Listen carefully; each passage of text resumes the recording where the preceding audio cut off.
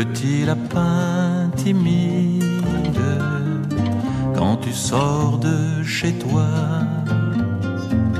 dans la forêt humide, regarde au moins 2 fois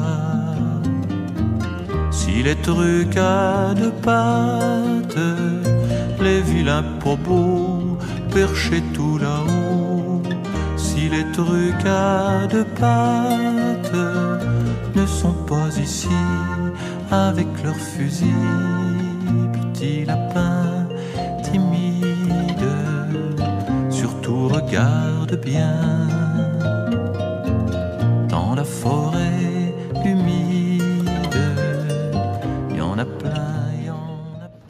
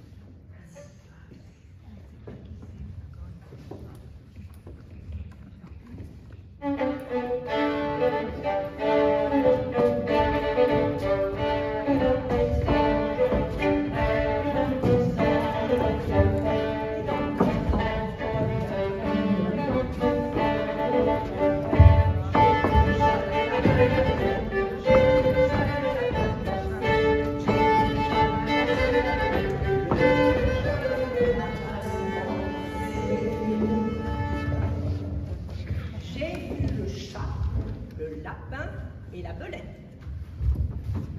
Du palais d'un jeune lapin, Dame Belette, un beau matin, s'empara.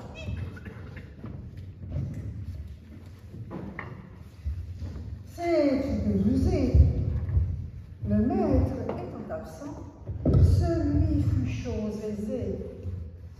Elle porta chez lui ses pénates un matin qu'il était allé faire l'eau à l'aurore de sa cour, parmi le thym et la rosée.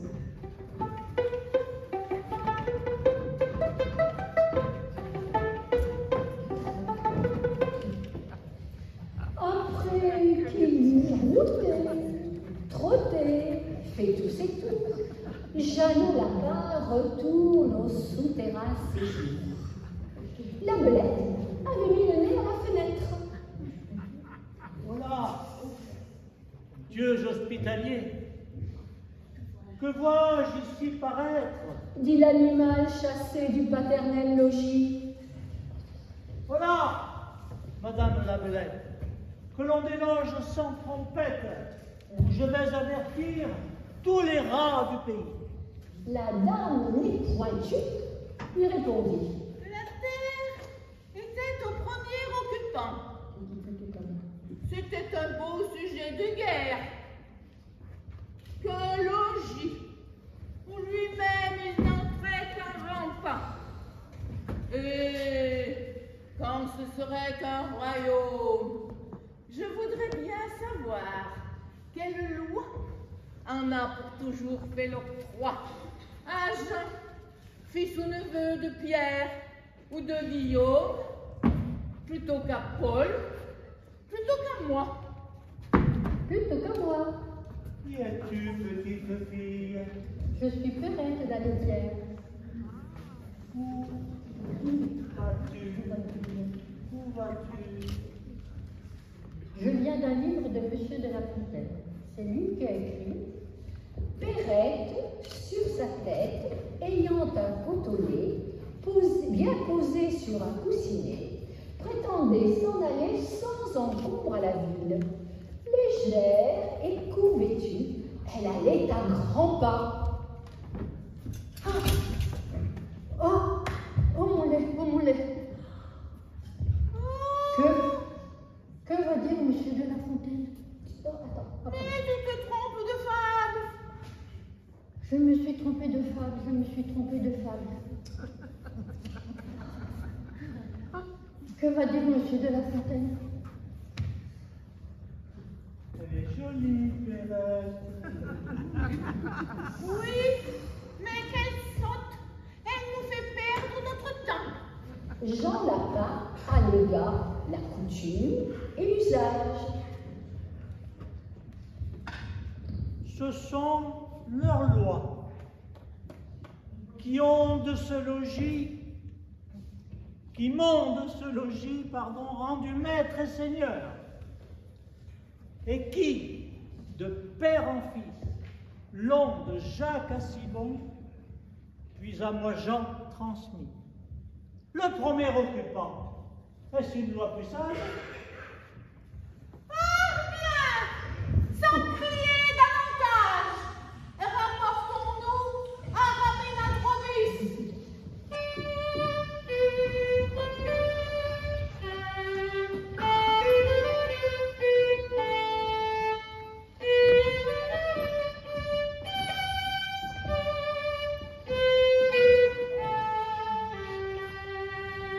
C'était un chat vivant comme un dévoté. Un chat faisant la chatte d'État. Un symptôme de chat, bien gras, gros, bien fourré. Arbitre expert sur tous les cas. Jean Lapin pour juge l'agréé. Les voilà tous deux arrivés devant sa majesté fourrée. Grippe-Minou leur dit: Approchez, approchez mes enfants. Je suis sourd, les uns en sont la cause. L'un et l'autre approchant, ne craignant d'une chose. Grippe-Minou, le bon apôtre, jetant des deux côtés les griffes en même temps.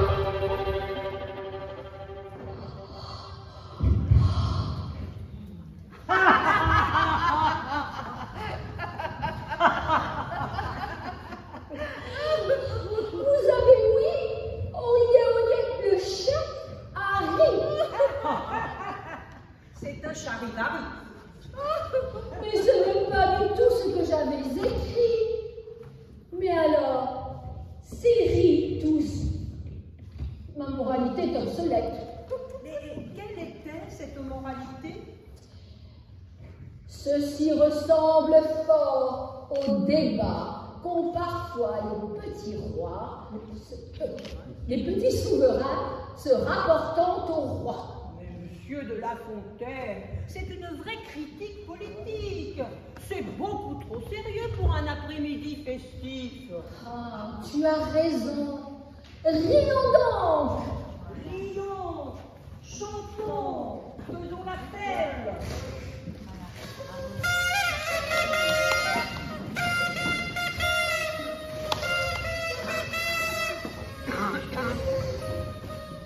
La Fontaine, tu avais promis. La Fontaine lui avait promis De faire rire nos amis. de faire rire nos amis. Ça n'a pas bien marché. Ils n'ont ri qu'à moitié.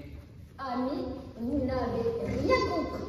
Amis, nous n'avons rien compris. Ce n'est rien qu'une fable.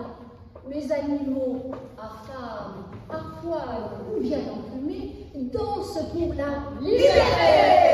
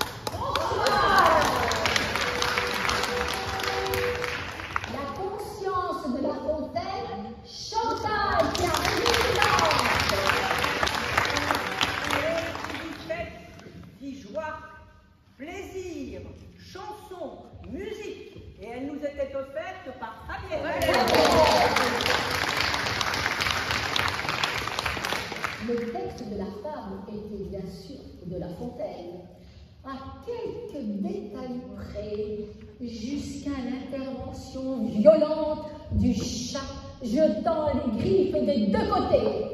Parce que Jacqueline nous avait dit, il faut que ce soit festif. On ne pouvait pas terminer par un double meurtre. Ah oui, Oui. Et Hélène a pris contact avec La Fontaine et il lui a donné son agrément.